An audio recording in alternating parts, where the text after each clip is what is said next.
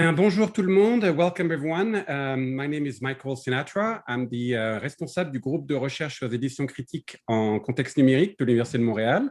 And it's my great pleasure to welcome everyone today for a conversation with François Vigneault. Before I turn the floor to François, just some housekeeping event. This is a webinar in which your cameras and microphones will not be turned off, but you all have the opportunity to ask question later on through the Q&A button at the bottom of your screen. The format will be first François just addressing us for a little while, followed by question by Gabriel Colombo Machado, who's my PhD student working with me on the project and leading the discussion today, with some questions from my students who are in attendance taking the ENG 1750 science fiction and fantasy class at the Université de Montréal. And then questions from the public in general. So that's the format. A brief introduction before I turn the floor to François. François Vigneault, as some of you know, is an American-born cartoonist living in Montreal. He is the co-creator of 13e Avenue, a young adult comic book series created with Geneviève Patterson and published by Éditions de la Pastèque in 2018, which received the inaugural Prix des Libraires de Québec for Best Youth Graphic Novel, along with prizes at the Trois-Rivières and the Saguenay-Lac-Saint-Jean book festivals, and has been nominated for many other prizes, including the Prix des Collèges at the 2020 Angoulême Comics Festival.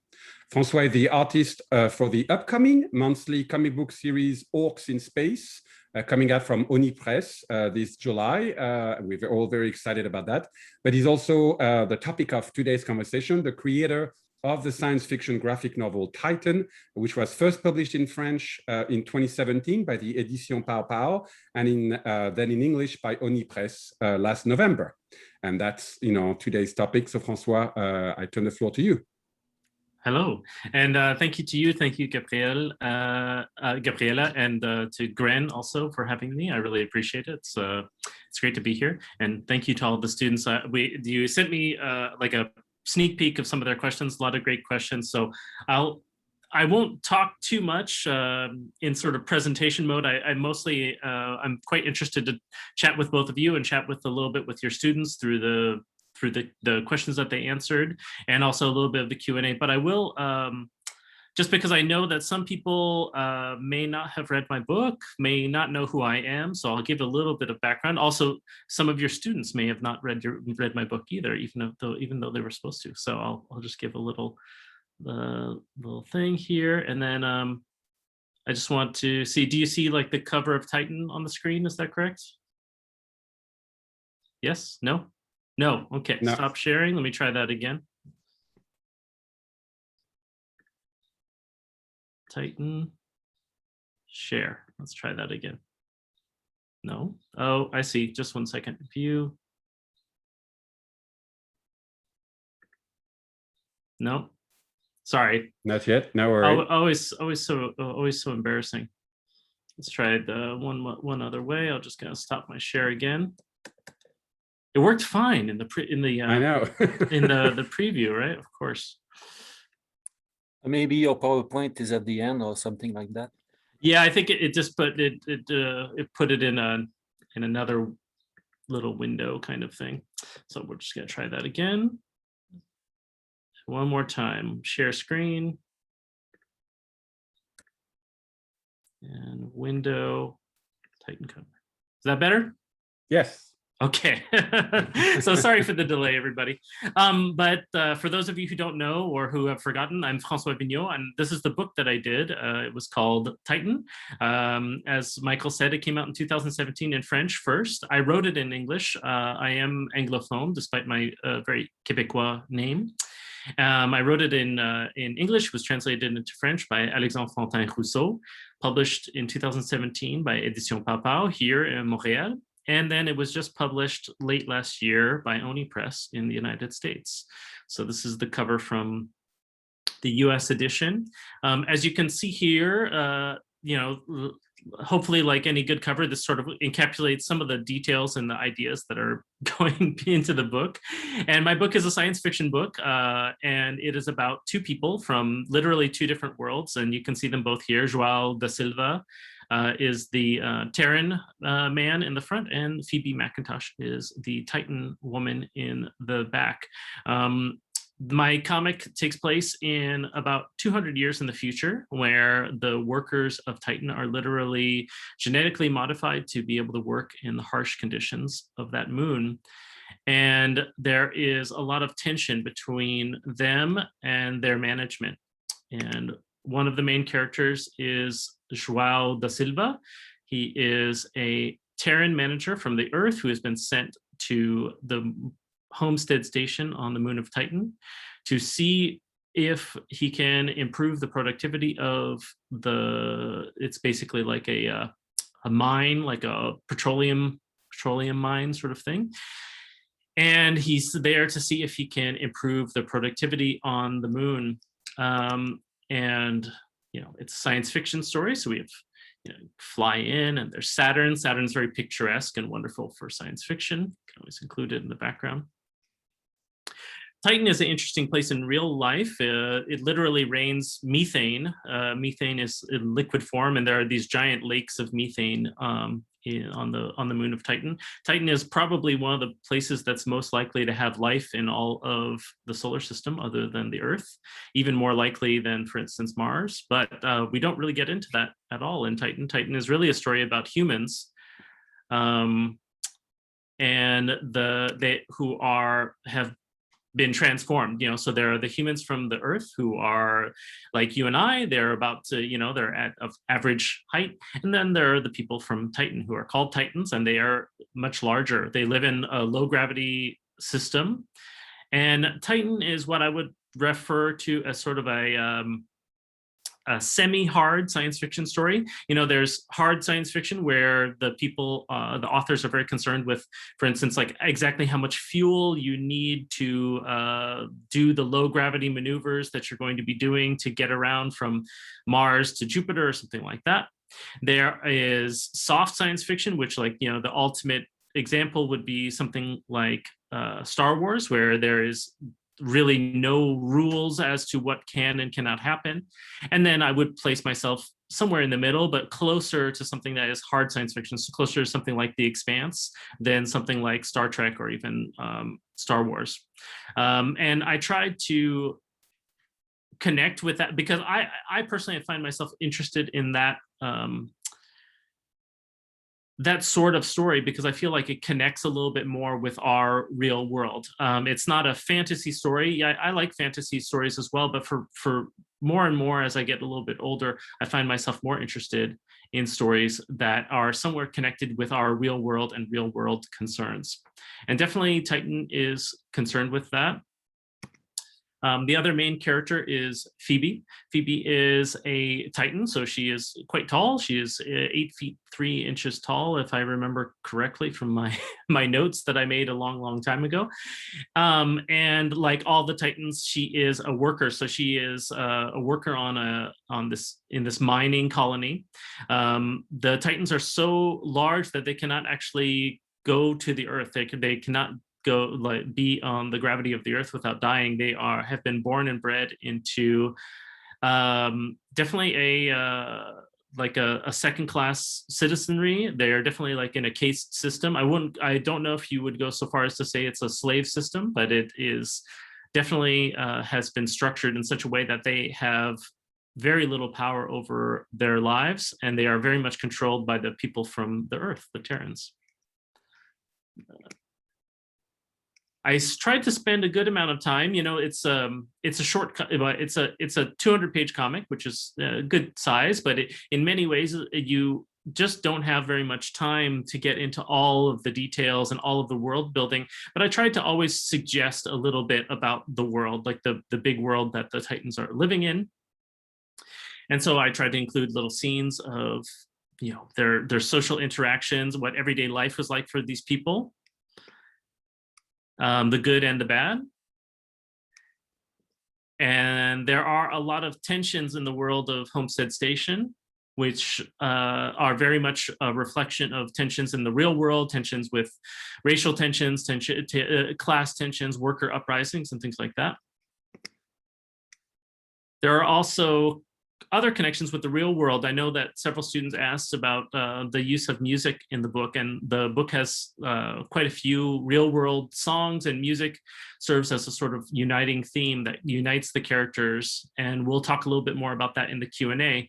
But one thing I will mention just off the bat that I like about music and culture is that it creates a link with our world. Like, the characters in this comic that are set 200 years in the future, they're listening to and connecting with music that is from our past or our present. And I think that that's quite interesting because it allows us as readers to have a connection with the characters.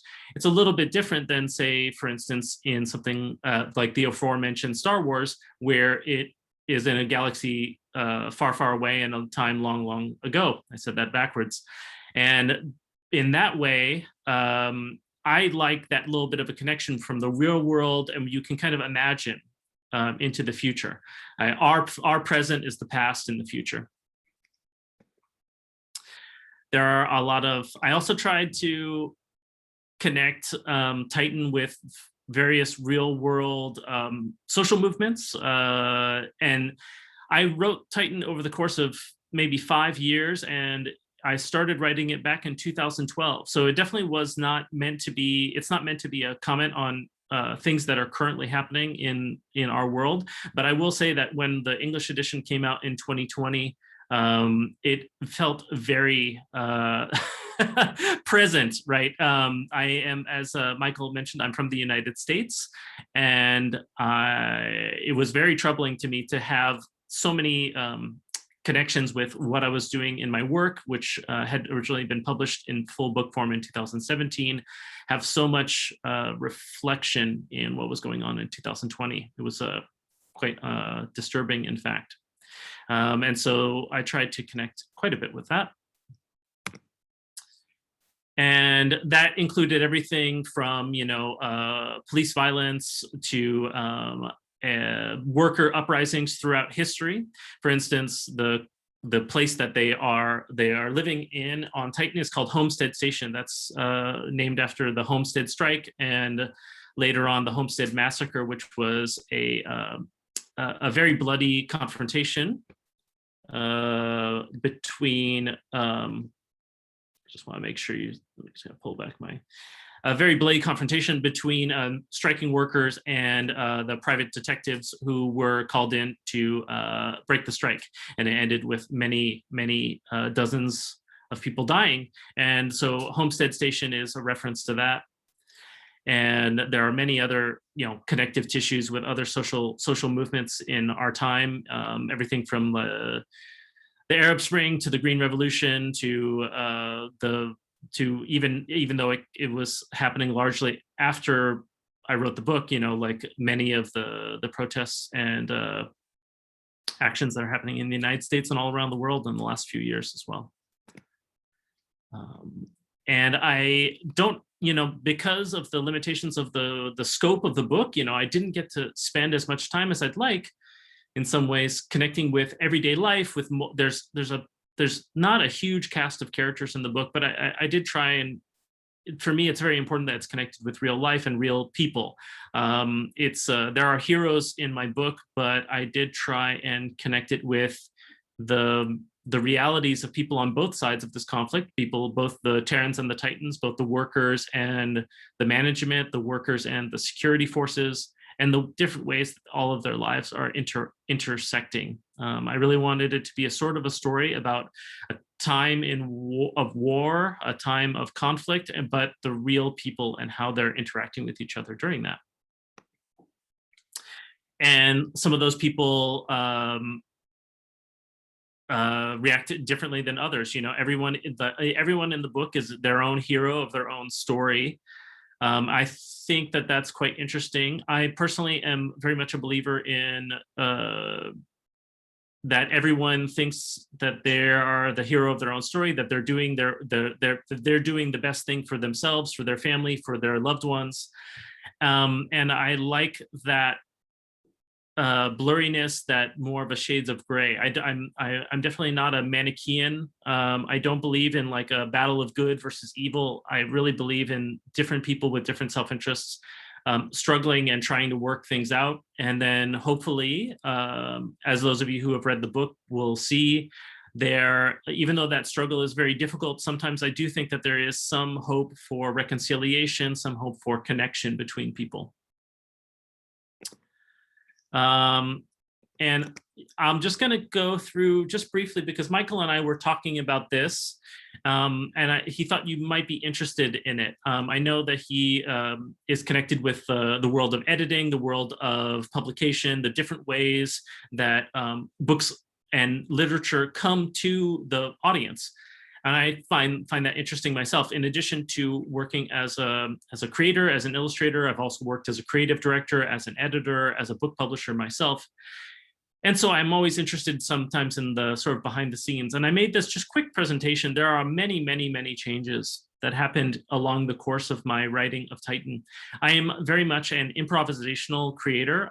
When I started Titan, I did not have a final concept of what the book was going to be. I had an idea for the concept, the way it was going to move forward, a little bit about some of the characters, some of the events that I thought might happen. And I knew basically how it wanted it to end, but many, many things were very mysterious to me, and I only developed them as I was going along.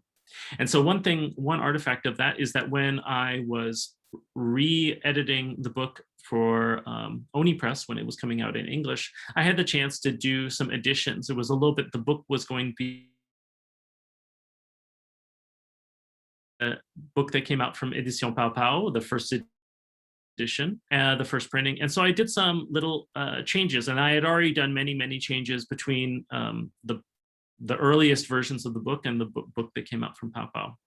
So here are just a few of the changes I made in the very first chapter. You can see I was just expanding things. I had a little bit more room.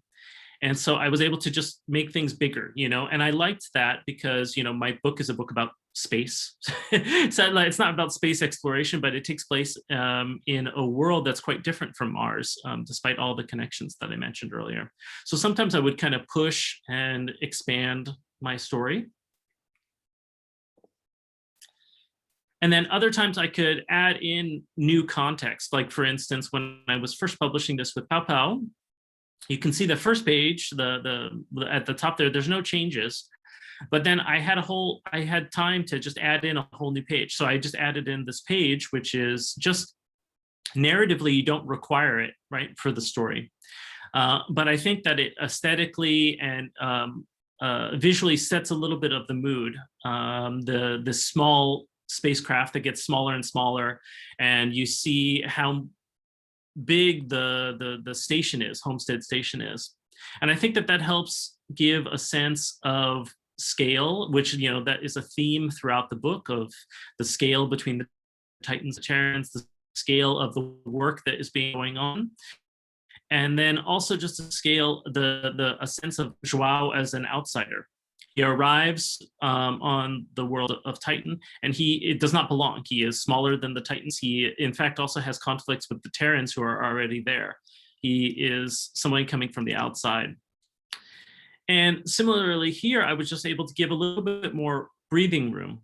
And originally, when first starting to do Titan, it was very much more on a tighter grid. And I know the students in this class have read Watchmen, Dave Gibbons, and I'm sure that they can see a little bit of the influence.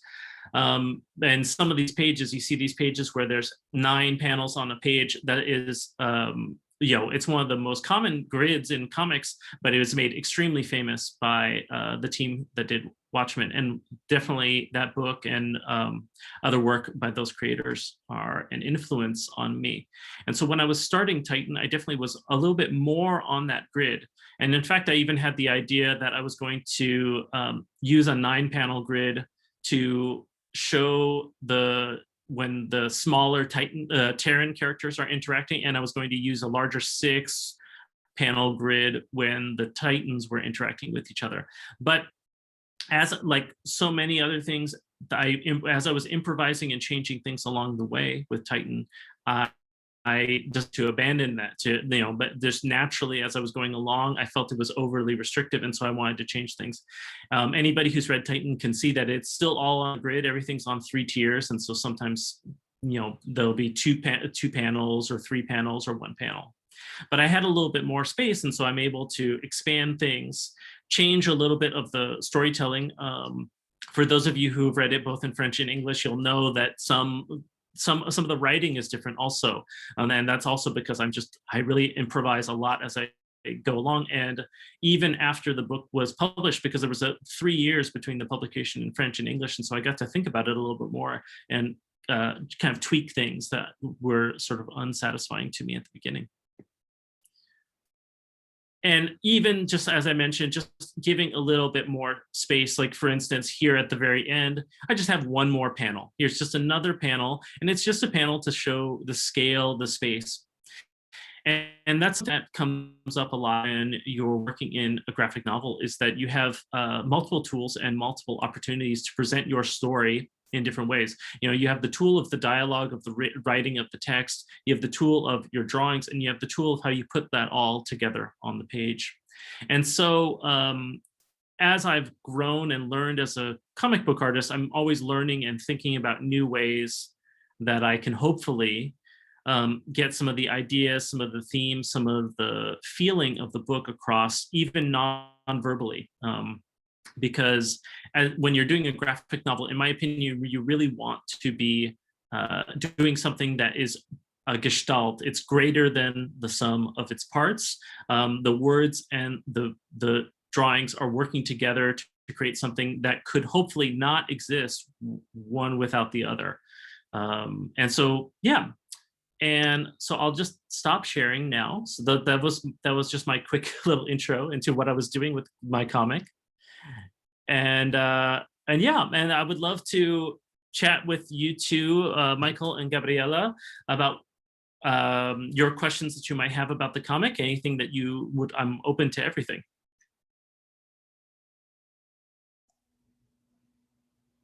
I will start with the microphone on. Thank you very much, François, for that overview of the comics and some of the questions that indeed, I found quite fascinating in the process. Maybe just to get the ball rolling, how did the translation from English to French with your translator, and then coming back in terms of some of the changes and opportunities you also had, not to just visually revisit the storyline and some of the panels, and it made me feel like I should go back and reread the French version 3 years later, now that I've seen some of these changes, but also in terms of the actual wording, did you also improvise further about like coming back to revisit some of the panel visually and then change some of that systematically, or it's just more randomly here or there where some of the the wording change for you? That's a great question, and I would say it's not random. It was I tried to limit in some ways the amount of edits that I was going to do on the book, because as anyone who has written a book or done a comic or even just done a drawing knows, once you start editing, messing with something that already exists, it's a process that can continue forever, right? You don't ever have as someone said, I forget who said it, but a painting or work of art is never finished; it's just abandoned.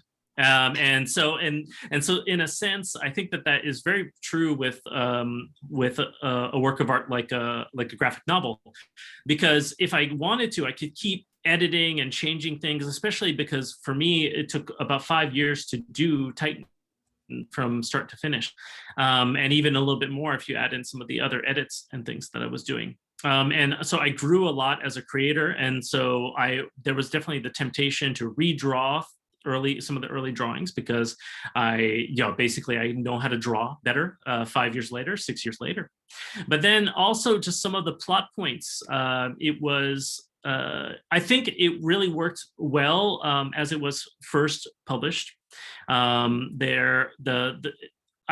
I said, I'm an improvisational writer, and so that's almost like being a trapeze artist. You're jumping and you don't know if you're going to catch the next thing. And overall, I think I caught my way all the way through, and I made it over the crevasse, as it were.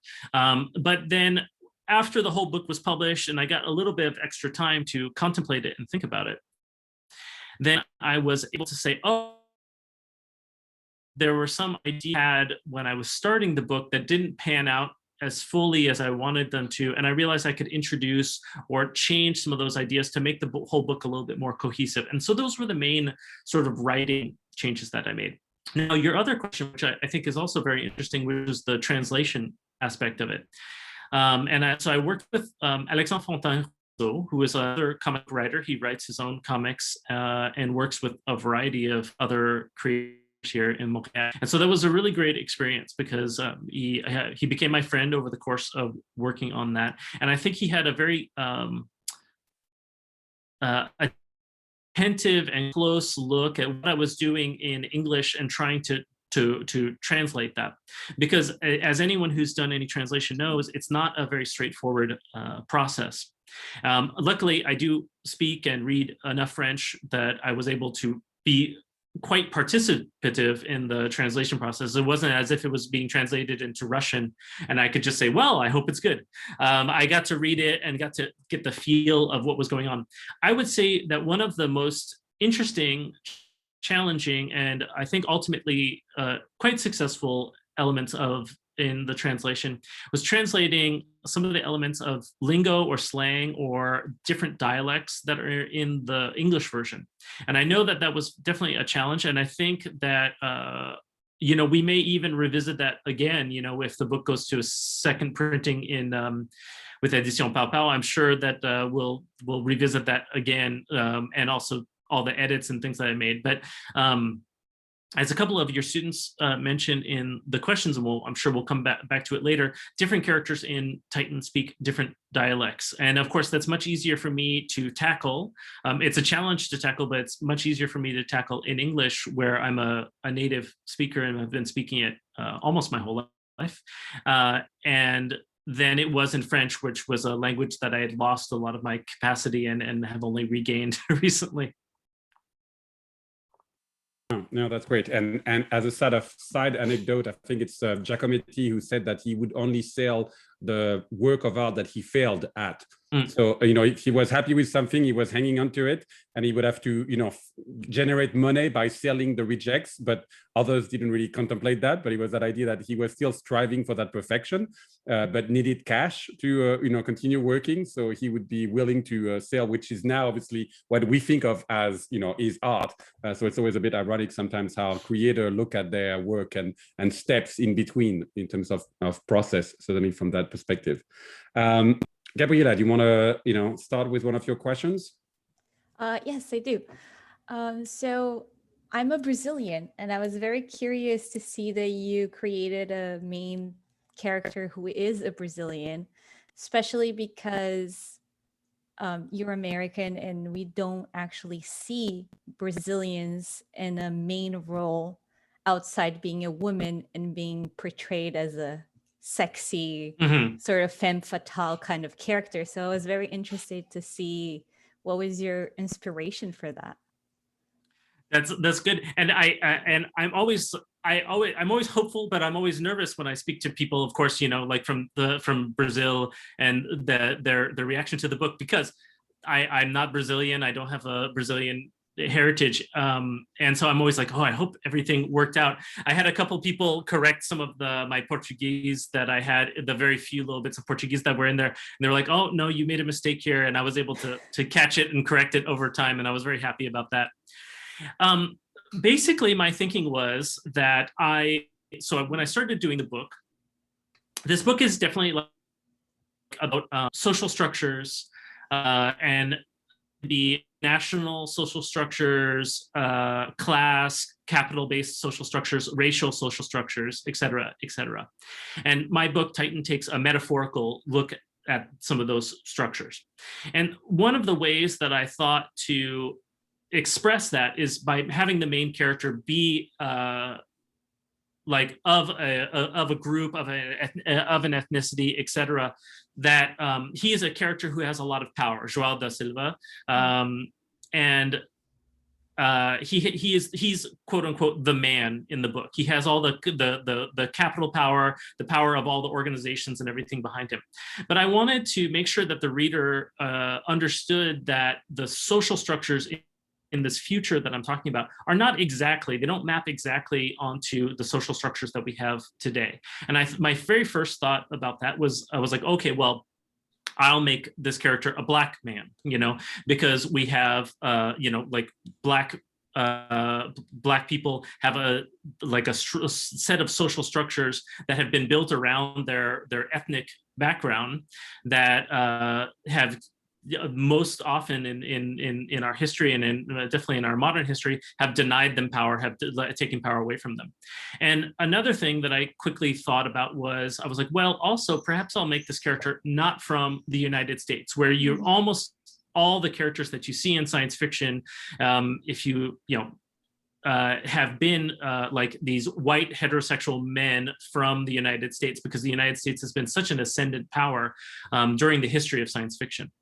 And so I thought, okay, I'd like to take those two things, you know, that I want this character's ethnic, racial background to be different than the, you know, the WASP sort of stereotype that we have. And I also didn't want his national origin to be of the United States either, because I wanted to kind of broaden the concepts. And and for me, I thought about countries that I thought could have a lot of power in 200 years and be different than we have right now. And I thought, I've always been interested in Brazil as a place.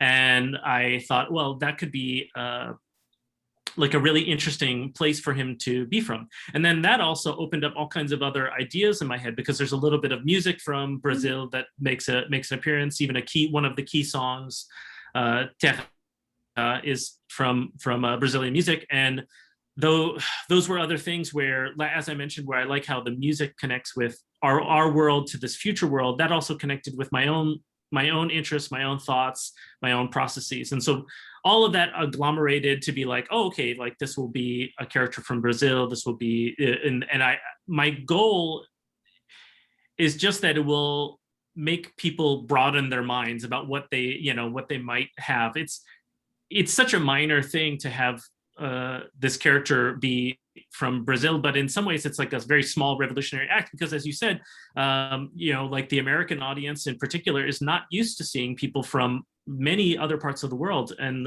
so hopefully science fiction is good at, I think, opening up our minds to different possibilities. So that was a little bit of a long-winded answer, but that's kind of how I was thinking about it.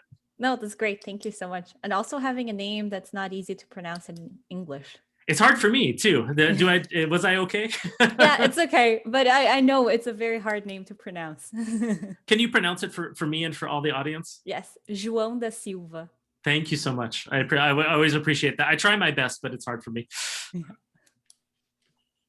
Well, maybe a segue then, because as you know, some of the students noticed and were quite curious about the music as far as, you know, like its use in the graphic novel, but also going as far as, you know, like having the list of songs at the end. You know, you can really feel like you could turn on to, you know, iTunes or Spotify and basically listen to the chapters as you go. And you gestured toward, you know, the legacy of Watchmen earlier on in your, in your comments, and obviously their own use of, you know, particular Dylan lyrics, but other songs, you know, in that graphic novel. So, you know, was it you listening to music, wanting to merge some of these different media together, or did you feel that connection, you know, especially going as far as having vinyl? So it's like, you know, the retro, you know, kind of aspect playing there. So what was that kind of connection with music that you can elaborate on a bit, maybe?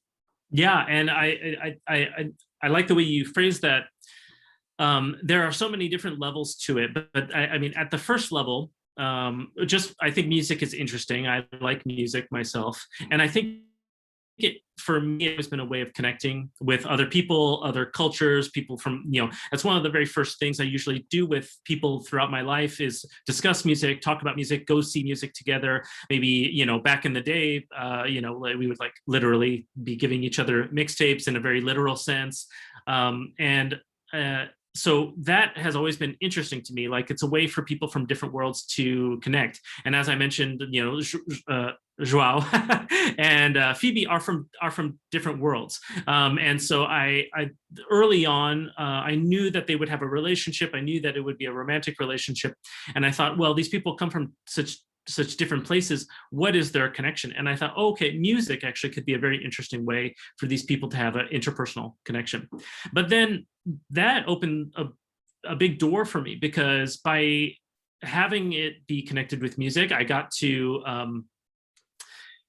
use quotes from music. All the chapter titles come from different songs. And so that allowed me to kind of create a reflexive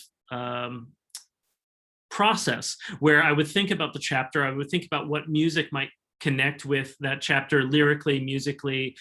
And then sometimes there would be a sort of a circular set of inspirations that would happen. You know, I would be working on a chapter, and then it would lead me towards a certain song. And then that song, the lyrics of that song would lead me towards certain themes and ideas.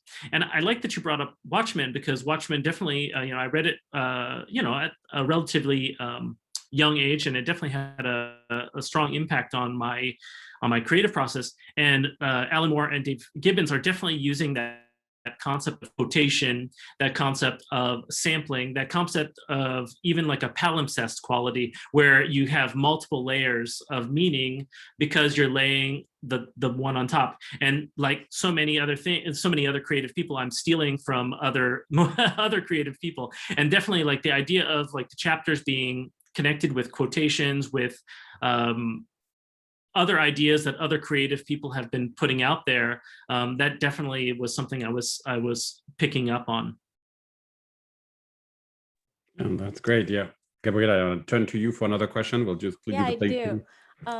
You talked a lot about your process from one version to the next, but I thought you could speak a little bit more of even before that, when you're just first starting a project.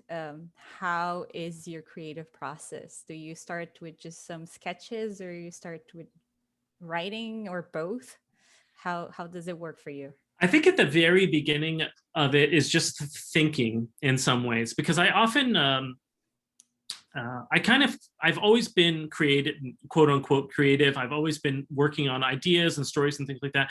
But in all honesty, I came to a professional relationship with my creativity a little bit late. You know, I always was creating stories with my friends, but they often didn't go anywhere. You know, they would be like, oh, what if this happens, or this happens, or what if this character was, you know, in this situation? And it was very hard for me to get over and go to that next level where I was actually like, okay, now I'll not only do a short story or a little idea, but I'm going to create something that's going to be a whole book. And Titan is my first big whole project that's a cohesive, holistic item at the end of everything. And so for me, definitely the creative process is it often just starts with just thinking and just thinking about different ideas. And that's often connected with my everyday life, even though I'm often working in this register of science fiction. It'll often be things that I just see in my everyday life. And so for instance, with Titan, the idea, it's almost dumb. It's just, what if there were big people? And I just started with that concept of like, what if there were big people? Why would that exist? Why would that situation be? Is there a realistic way that situation could exist? Are there any, what are the social ramifications, et cetera, et cetera? And then I kind of just spooled out from there. And then for me, the writing and the drawing happen at the same time. They're not really distinct things. I've tried before to write like a whole script or a whole outline of a book. And for me, it doesn't work. In some ways, much in the way that I had the kind of circular inspirations with the titles and looking at the different things I was working on, the words and the pictures are often like kind of circularly inspiring each other. So sometimes I'll have a little bit of dialogue in my mind, and then that will inspire me to do the drawing. But then oftentimes once I do the drawing, like, you know, sometimes the way I've staged it, the way the characters look, something like that might change the words and vice versa. And so I'm always kind of going back and forth all the way through the process. And so I never have a moment where I like start writing. Probably if anything does come first, it is sometimes the drawings, you know, like when you're just sketching little ideas or concepts and you're in the sketchbook before you really have a full conception of what's going on. Because so maybe I would say maybe sometimes the drawings come a little bit first, but they're always pinging back and forth. Thank you. So I'll go off of that a little bit. And because we were in a science fiction class, I just wanted to ask you why you gravitate towards sci-fi and what kinds of other sci-fi works inspire you. That's great. And it, you know, I was a very like nerdy little kid, and you know, I was very shy and in my own world, and like a lot of people who are like that, I sort of was attracted to science fiction and fantasy, you know, like The Lord of the Rings and Dungeons and Dragons and that sort of thing, because it was a sort of an escape. And even science fiction was sort of an escape into another world, you know, be it Star Wars or Star Trek or novels and things like that, graphic novels, comic books, so even superhero comics are so often based around in many ways they're a subgenre of science fiction. But I would say that now in more in my adult life, I find myself attracted to science fiction because it is such a good way that we can reflect and comment about things that we're distressed about in our own lives. You know, science fiction is sort of famously bad at predicting the future. And I think that sometimes, and maybe in the past, like people thought that science fiction was about predicting the future. And it was like, well, what's going to happen in the year 2000? Oh, we're all going to be flying around on rocket ships and things like that. And science fiction tends to not be that good at doing that, at predicting the future, but it tends to be very good at commenting and exploring our anxieties and the things that we're worried about in the present day. And so, for instance, like even if you go so far back as like War of the Worlds by H.G. Wells, it's a really cognizant look at the anxieties of Britain, this coming age of like global conflict and the future conflicts that are going to be happening in World War I and World War II, and the fear of invasion, and then the alien germs, etc. And almost every science fiction novel is really a comment on what is going on in our own time, what the author is worried about, what the society that the author is coming from. And so that's why I find myself, I don't read exclusively science fiction. I love, you know, mainstream literature and things like that. But I find myself pulled back into science fiction often because I love the way that it allows us to kind of explore ideas and play with things, and we're not 100% beholden to the reality that we're in. You know, sometimes once in a while I'll want to write a historical novel, and I'll think, oh, I'm going to write a novel set in World War II or something like that.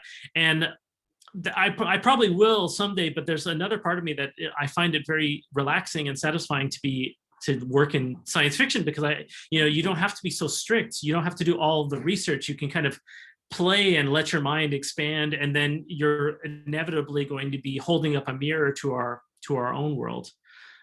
And I didn't answer your question about influences. There's so many, it's so broad. But more and more I find myself influenced by people who are trying in some way to comment on the world we live in, our society, and things like that. Some authors that I've been reading a lot of in the last few years, one probably my favorite is Ursula K Le Guin, who is a recently passed author who was excellent at writing about social issues, about the ways that people are caught up in culture and interact with each other depending on where they're from. Recently, I've been reading another author, Kim Stanley Robinson, who is writing a lot about climate, a lot about the potential of people through science, through their individual action to make changes to the world. And that's largely because I have been trying in some ways to think about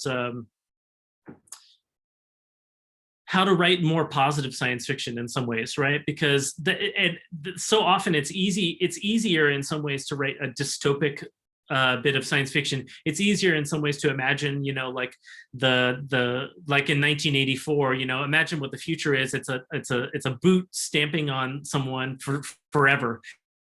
And that's easier in ways to imagine than like, oh, okay, like what is the way that we could get together socially and make positive social change? And I really hope that we can. And I've been hoping that I can participate in that in an imaginative way. And so I've been attracted to Kim Stanley Robinson, Ursula K Le Guin, and other authors who are engaging with that.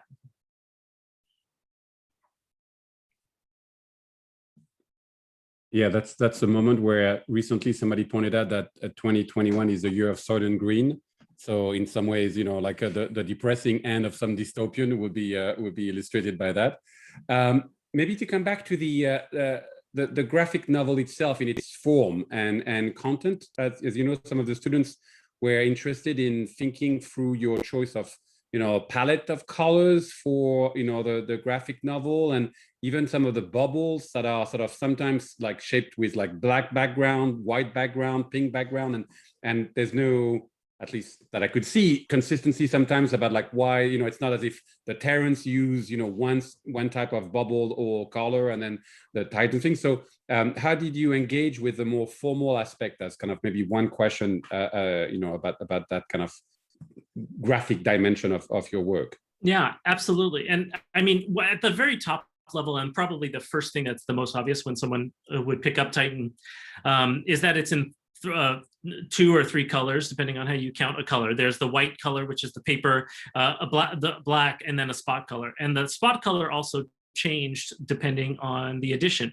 So when I was first doing it, it was on the web and also in these small little kind of fanzine type comics, and I would change the color as I went along. Each chapter was a different color. And then so sometimes I would play with that a little bit. And I've always liked spot color because I like the way that it feels and looks on the page. I feel like it gives you more information than just black and white does. And I think that works as an artist, but it's not as overwhelming as full color can be sometimes. And so especially when I was playing with it, when I had the freedom to really play with it, when I was doing it online and things like that, different chapters would have different colors, you know. So for instance, there would be there's a chapter in the middle of the book that is like a romantic or intimate scene, and that chapter was all kind of shot in a way, quote unquote shot in a way with that as if there was like a gel over the screen. There's no white in the scene, it's just the pink or blue or red color and black. And so I like playing with those sort of formal elements of it. And so in certain times there is a purpose to it. For instance, in both the sex scene and in another scene that's later on in the book where there is no spot color, where it's just black and white, I'm using the subtraction of one of the colors to emphasize and quote unquote color the way that the reader is viewing the scene, and like highlighting the scene and the way it's different from all the other scenes. With the sex scene, it's different from all the other scenes in the book because it's an intimate scene. It's just different than everything. Like, you know, it's a moment that's moments in the book. The other scene is a dream or a flashback sequence, and so the lack of color, I think, highlights that and gives it an eerie quality that the reader will pick up on and might find interesting. And I love the question that one of your students posed about the word balloons, because it's true. It's very unusual to see word balloons done the way that I did them in the book. And I've definitely had some readers not like it. You know, they find it distracting or they find it difficult to read. I like it because, you know, so sometimes on a page, there will be both black word balloons, pink word balloons, white word balloons, and they're all placed on the page. Oftentimes I was just kind of placing them on the page so that visually, like the whole page, the whole structure of the page would have a sort of a balance of the different colors. And that's purely from you know, a visual point of view. There were like there was not a narrative structure in there, although there were other narrative things built into the word balloons. Even like the Titans, in the English edition, they speak in a bigger and larger typeface than all the other Terran characters do, and that's to indicate something a little bit about their size and their presence. So like I said before, when you're working in the graphic novel medium, there's so many different elements and tools at your disposal, and you can choose to use the most basic version of that, which would have been, in the case of Titan, would have been all the word balloons done in white with a little line around them and the type always black, and that would have been totally fine. But I wanted to be a little bit more playful. I wanted to visually play with it, and so that was my goal there.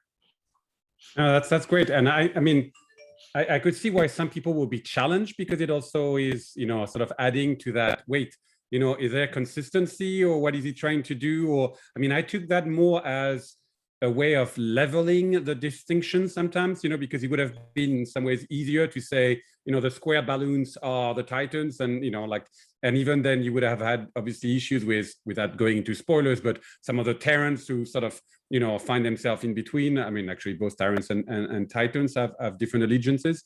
You mentioned the dream sequence and the sex scene. You know, that's another question that come up, you know, from one of my students, you know, also both in terms of the use of the black border. I mean, it kind of obviously extra, you know, attention are drawn to these moments because of the very way that it blurs and the change in the formality of the page with the disappearance of white.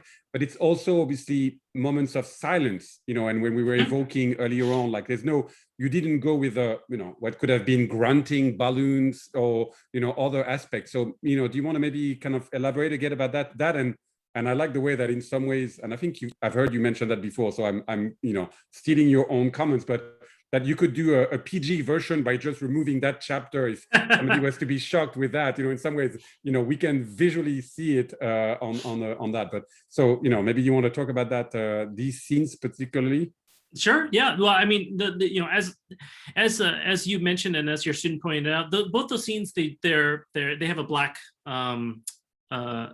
the page turns black in those sections, and really, I mean, there's nothing, you know, there's nothing like too intellectual or formal about it. In some ways, it's really that I felt that those scenes were different than the rest of the book. They have they're more intimate by their nature. Like one is a silent sex scene between two characters, and the other is the only time you're in someone's mind, in their real personal interiority.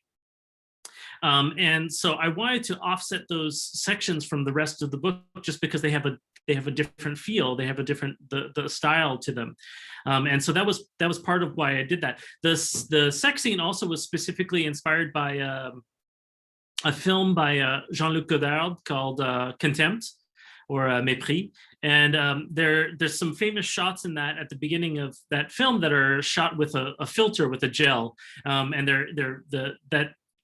those shots and most of those films take place in a very intimate sort of interior section, and I really like the way that felt. It feels off and different from the rest of the book. It's a moment that where language falls away, and there's a different way of communicating, a different way of speaking, and all those things. I think that just by playing with the toolkit, by using the page in a different way, I'm able to just highlight the scene and make the audience feel different. And if the audience notices it, or even if they don't, and they just subconsciously have a different feel on the page, then I think it's succeeded. No, I think it worked really great. I also thought about, and I don't know whether there was another of your, you know, gesturing, but it reminded me of that kind of Barbarella, like the comics, not as much as the movie, although it's in the movie as well. But you know how there was that kind of interracial sex scenes at occasions, you know, the way that the humanity of people transcending their specific race, you know, was sometimes, you know, expressed that way with these moments of connection that were, you know, sort of touching upon that. But Gabriela, do you have another one, or shall I turn to another question from the students? Oh, I was just browsing the questions from the students. So one thing that we haven't talked yet is a student who asks where the character names come from, if you thought very carefully about like the references and the meanings behind those names, and how did you choose them? I really like that question. I was looking through that, and so some of them, there definitely are, like, you know, the character names are not random. You know, for instance, like as the student pointed out, and they noticed, you know, Phoebe was the name of a Titan in ancient Greek mythology. The character Cyrus, his nom de guerre of Cyrus, is connected with Cyrus the Great, who was a great Persian king. Even Alexei Bryn, who's one of the main characters in the book, even his last name is a Welsh last name, and I did that a couple times too, where in addition to like having characters be from different backgrounds and points of view, also like I wanted to really like that, like the world is different 200 years in the future. This was one of the elements, and I had forgotten that Alexei has a Welsh last name, but I remembered how he has a Welsh last name, and Alice Cheng is another of the characters, and but they're like ethnically they don't look like the first thing that you might imagine when you think of somebody named Cheng or someone named Bryn or something like that. And for me, like all that is that's also just connected with like my own interest in like in mixed culture, mixed race people. I myself have a very have a mixed ethnic background, and I'm always interested in how there are not really like hard and fast lines in our culture. You know, people come from different nations, from different ethnic backgrounds, from different religions, but there is so much mixing that goes on in our world. So a couple of the characters' names are just like kind of lightly trying to bring that, like in the same way that having the main character be from Brazil, just having the changing the way that the audience might think about our structures of life today. And then other characters like Phoebe and like and Cyrus, they have names that are more meant to be evocative of like kind of like the mytho-poetic elements that are going on in the book, because this is the Book of Titan is in some ways is a reprisal of the theme of the Titanomachy, right? Like the battle between two giant forces that was a big theme in Greek mythology. And so I definitely had to at least have a nod towards that with some of the names. Yeah, that's great. Well, as far as the structure of the story is concerned, one of the students also, highlighted the kind of epilogue as a way to both wrap up, obviously, the story and giving it, that kind of conclusive end, at least, even though obviously Juan just said this is just people biding time and they're going to start again. Did you think of it in kind of, if I were to expand a little bit about that kind of the universe, you mentioned other, moons, were there something at some point where not so much as going as, planning a trilogy, but were there like other opportunities in your head to just go, it'll be interesting to see, other aspect of that universe, or was it more of your own kind of planning and expanding and then focusing specifically on that, conflict there and the way that you gesture toward other, colonies and all that, and the epilogue was a way to sort of nicely bring these characters together after 7 years? So do you want to talk a little bit about that? Yeah, and I mean, I won't get into too much spoilers for those few who might listen to this in the future and who haven't read the book. But for everyone who's read the book, it's not much of a spoiler to say that the book ends with an epilogue that takes place 7 years after the main story, and most of the story just takes place. Even half the whole story takes place in just one day, even on Homestead Station. And for me, I always wanted the book to be both intimate and expansive. I wanted the book to be really about individual people who are caught up in a bigger story, in a bigger conflict that's bigger than they are, but they're having an influence on it, right? And I think that to me is reflective of our own reality. All of us are caught up in this giant stream, which is history.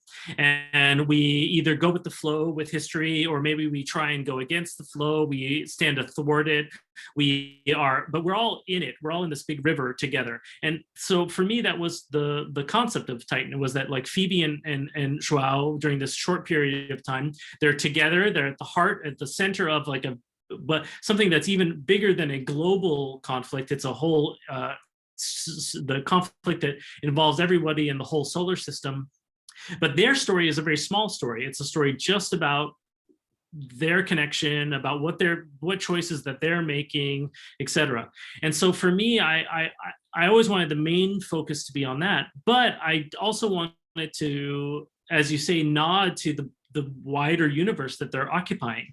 And so I like that. I really like that the way that the epilogue kind of zooms out, and you zoom out in time and space.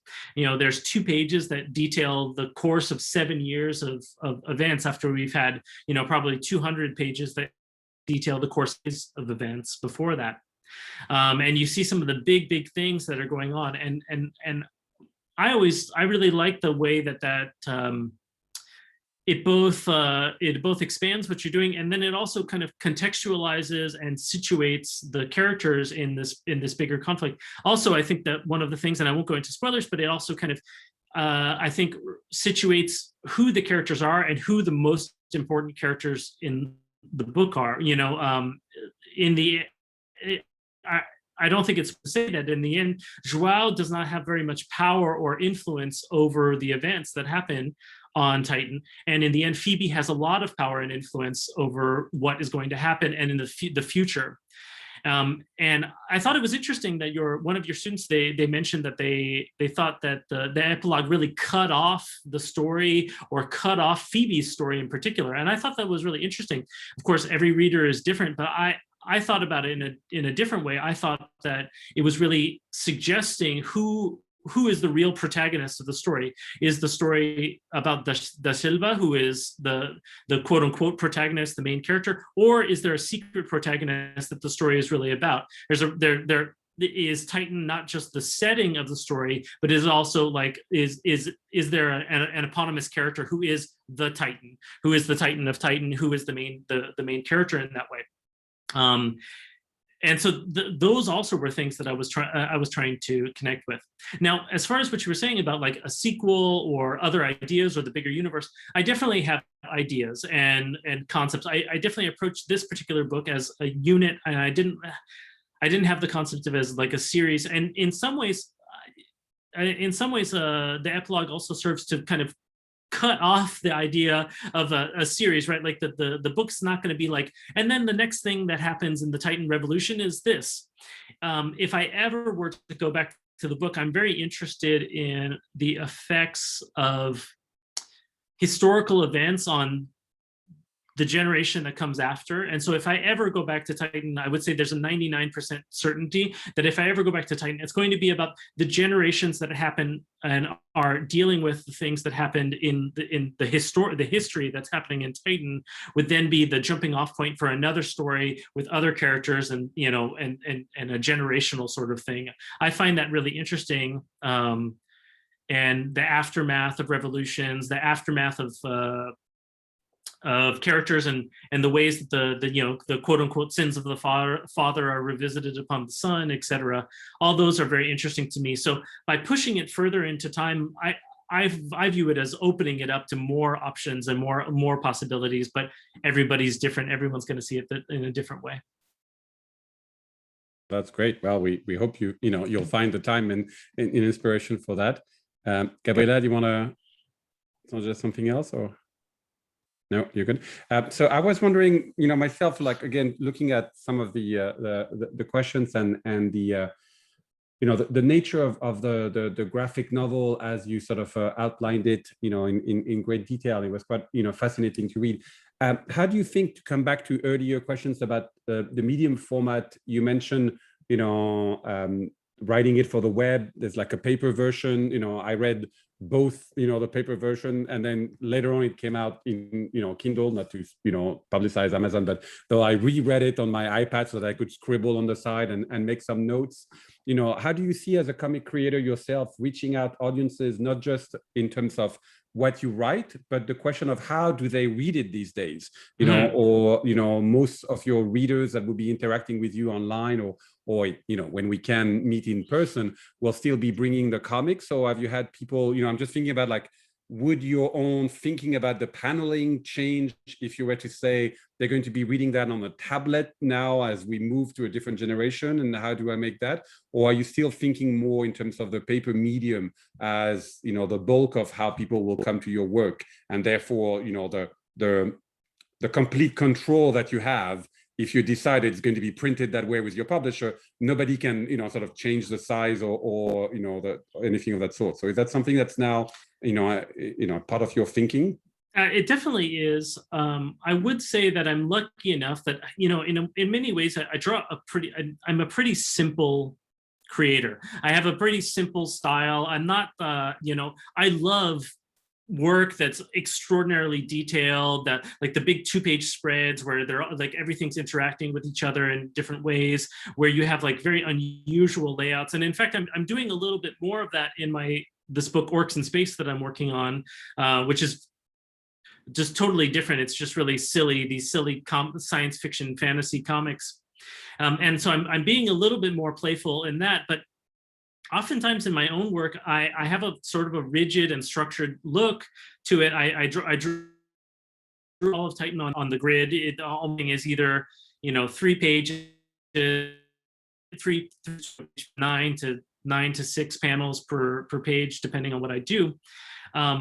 Same for 13th Avenue. I have a sort of like in a way, I have a simple style, and that's because I've always come to it from the sense that you don't know how the audience is going to interact with your work. And especially now, you know, people are reading, as you say, comics on the tablet, comics on the web. I know I read both. I read both, you know, books that are printed and also things that, you know, people send me or that I buy in a PDF format. And I do think that it's probably good for the especially if you're just sort of starting out, to be aware of the fact that you don't know and you don't have complete control over how your work is going to be ingested, as it were.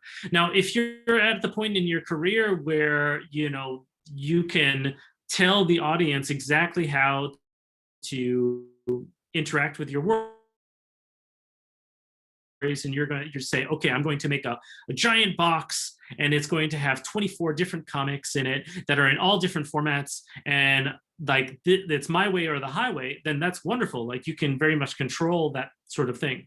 And then in other times, I do work much more towards the medium. You know, I did a comic with Colorado College in Boulder, Colorado, where I did a comic that was something like 24 inches by 48 inches.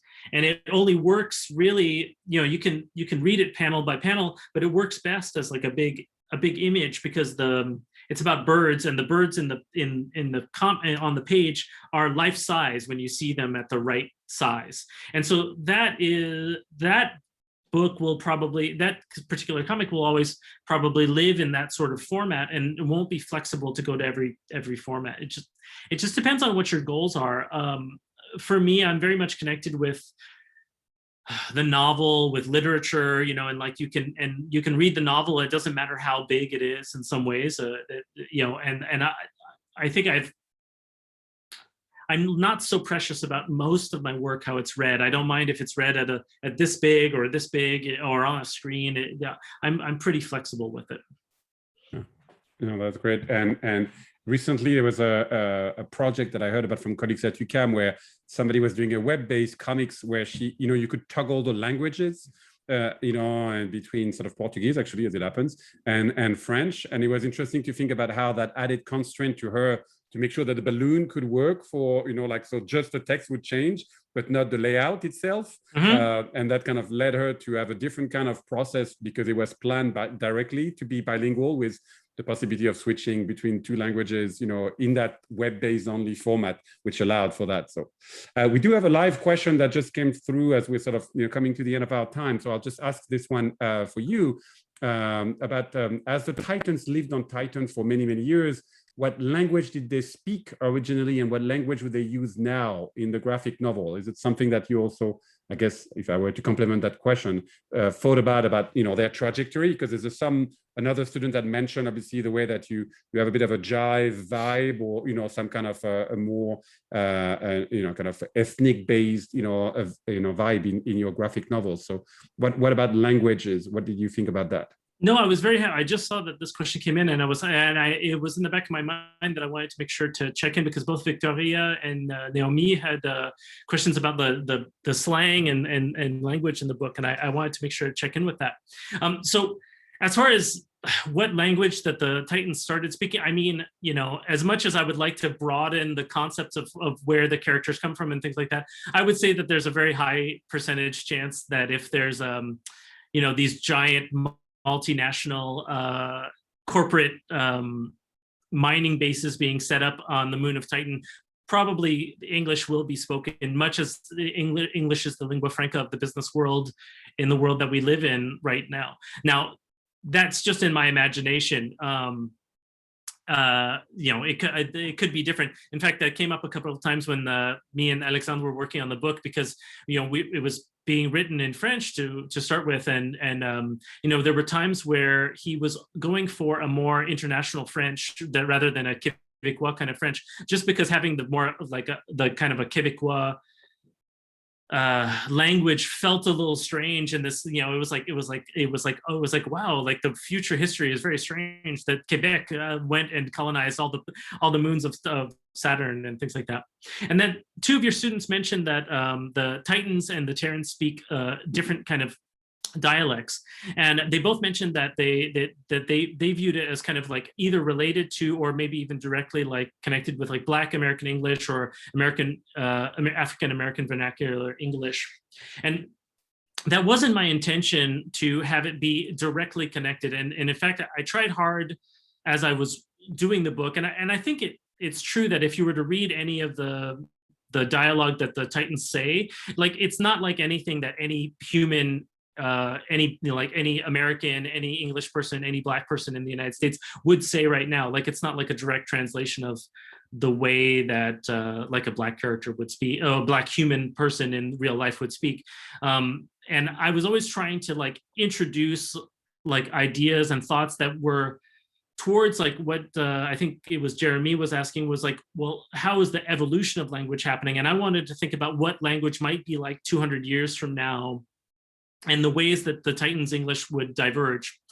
And naturally, that is always going to be connected with my real life experiences and the real world. And the fact is that in the real world, I've been connected with and exposed to like Black English my whole life. And so definitely that is an influence on it. And, if I was a more determined and cerebral author, I probably would have even pushed it even further than I did, gone sort of the way of Anthony Burgess in Clockwork Orange or something like that, where you're really pushing the language as far as you can. The fact is that I'm not like a linguist.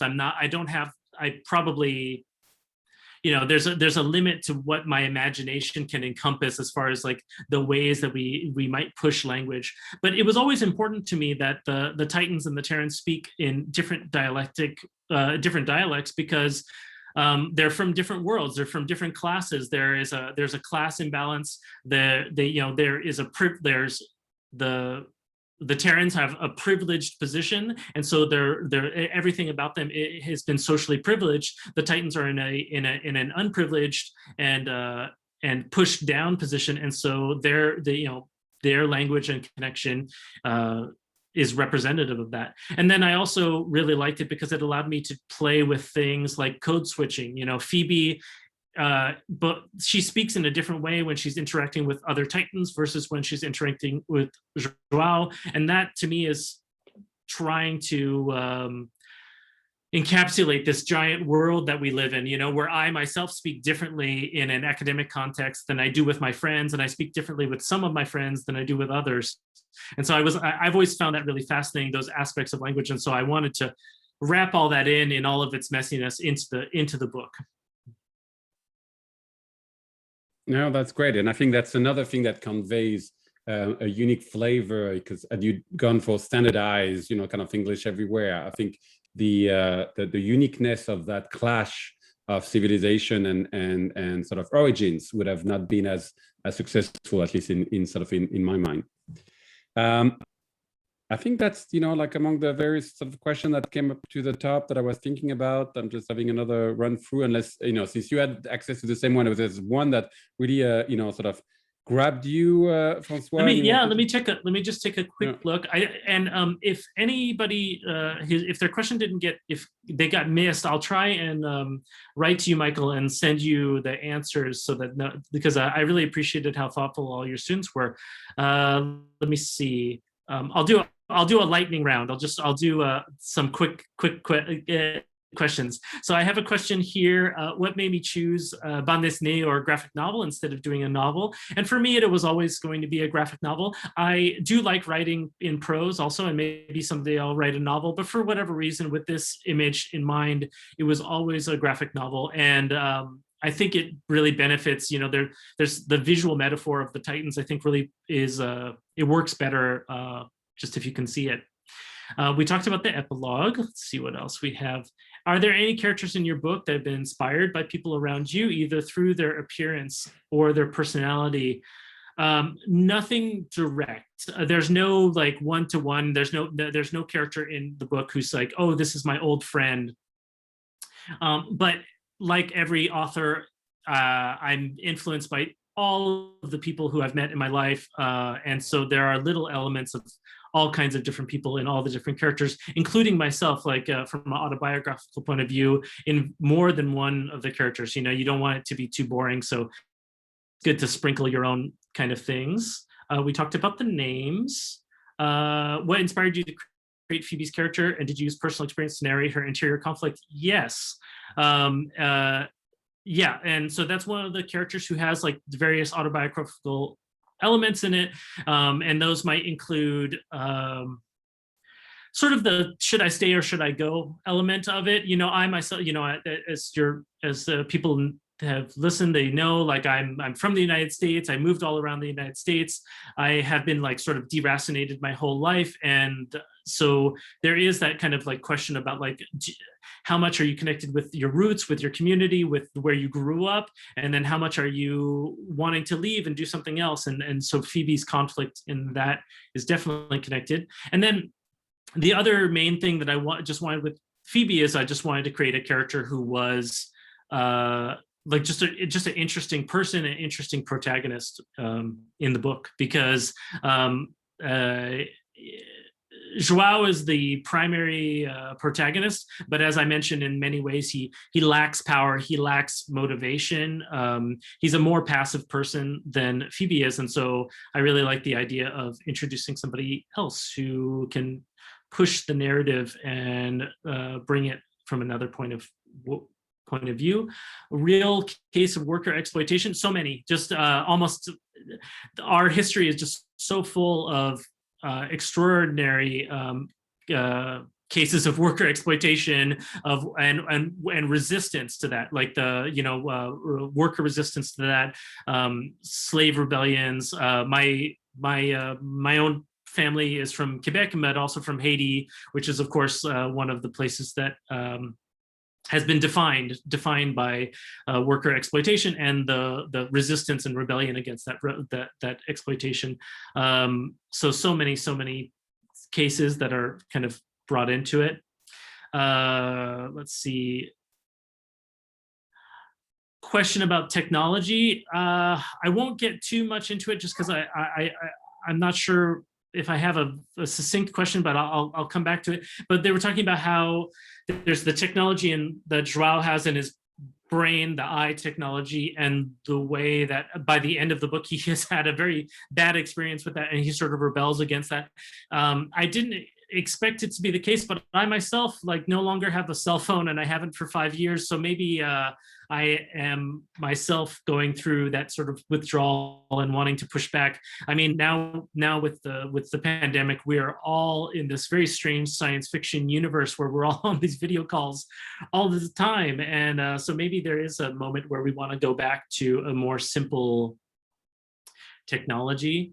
The power dynamics and work relationships in Titan, everywhere in history, in life, there's kind of so much to talk about there. Quickly talking about the fact that the Phoebe has light skin and the João has dark skin. Again, that was like part of that is just flipping the script, thinking about presenting things in a way that maybe is different than the way we see the world right now, and then just using that to expand our way of what we think might be possible, and also just just structuring it in a different way. As I said before about having Joao coming from Brazil and having the powerful character come from a place that is less seen in our current world. It's just to say we can go out. This is a good long question, but I'm going to come back to it later. I don't think I can address it very shortly, but it's about the colonial history. I would say, I'll just say briefly that the colonial world that we've been living in for the last 500 years has had so much influence on how every element of our life, the capitalist world we live in is so based on the colonial background that I think that's probably why science fiction is so often connecting in with the colonial background, and why, because those are the things that we're questioning. You know, we're questioning capitalism, we're questioning nationalism. Those are the isms that define our world now, and so those are all connected with colonialism. Why is it so far in the future? It's not so far in the future, in my opinion, but they asked the audience member, Arnaud, he asked, could this not have been done by tools, by the Terrans, or an automated system? Definitely, but I wanted to write a story about giant people, so that's why it has giants in it, because that's what I wanted to write about. And it's set 200 years in the future because I thought that was a reasonable amount of time for the technology to have advanced a little bit, for the genetic sort of engineering that you see in Titan to be possible, and then also, most importantly, for the Titans to have developed their own culture so that there could be this culture clash. We talked about that. We talked about music quite a bit. Intertextuality, I think we talked about that a little bit. Throughout the novel, I had a hard time picking a side. Good. That's kind of, in many ways, that's what I wanted to do. Because as I mentioned at the very beginning, I believe that everyone is the hero of their own story. Everyone is pushing their own agenda and their own motivations to the fore. And I think that there can be collaboration and conflict between people. And I think that there can be an interesting conflict without it necessarily being like good versus evil. I think it's more interesting when it's different people, because to me, that's much more of a reflection of this real world that we live in. We talked a little bit about that. Oh, this is a good question. Why does Jones, assistant manager John Jones, stutter? That was one of the changes that happened later in the book, in the English edition. And I did that just because I wanted Jones to have more, in some ways, more personality. So, because it gives him a little bit more depth. I wrote in quite a few little additions to Jones to make the audience be more sympathetic to him, because minor spoiler alert, assistant manager Jones is not the nicest and best person in the world. And so because I'm interested in kind of playing with the audience's sympathies, that was one of the reasons. And also to make his turn eventually be that much more unexpected. I think it gives him a little bit more depth, and I appreciated that. The technological device Joao has a sort of cybernetic device. Would it ever be if it were ever invented, would it be a blessing or a burden? Certainly, I try and connect a little bit with that. I have no idea. I think, like almost every technology, is both a blessing and a burden. As we have all seen, we have gone through such a tremendous technological change in my lifetime with the invention of the internet, and we've seen the ways that something can be really positive and negative. So I think almost everything that's invented is going to be both. Perfect. So I think that was good for a lightning round. Yeah, I see that there were a few other good questions, but yeah, I just wanted to try and catch as many people as possible, because I really appreciate that people took the time to write such interesting questions. Well, and I'm sure that they would have liked to have, like, a signed copy of their comics, and we've been able to do that. So we'll have to sort of wait, and bring you back maybe for Orcs in Space next year, to have another round of questions and opportunity for people to sort of interact, away from our computers. Ideally, we'll get back to that. But as we're coming to the end of our time, I just want to, thanks all the students indeed for all their questions and their attentive reading. That's great. That's the teacher of the class. Gabriela for sort of, spearheading the event with me today for the conversations and that. But most, especially obviously you, François, for taking the time to come and address these questions and engage in this conversation with us about your great novel. So those of you who haven't read it yet, among my students or others, do go and grab a copy. It's really wonderful. Lots to it. I'm going to go back to it, myself again, with some of the interaction we've had today. It just made me think about a few points, especially the, French and English comparison. And so thank you very much, François. And, hopefully there'll be more opportunities to talk about your work in the future. Perfect. Thank you, everybody. And I see a couple more questions in the Q&A. I'll try and type up some questions for some answers for them as we go along. All right. Thank you, everyone. So bye now.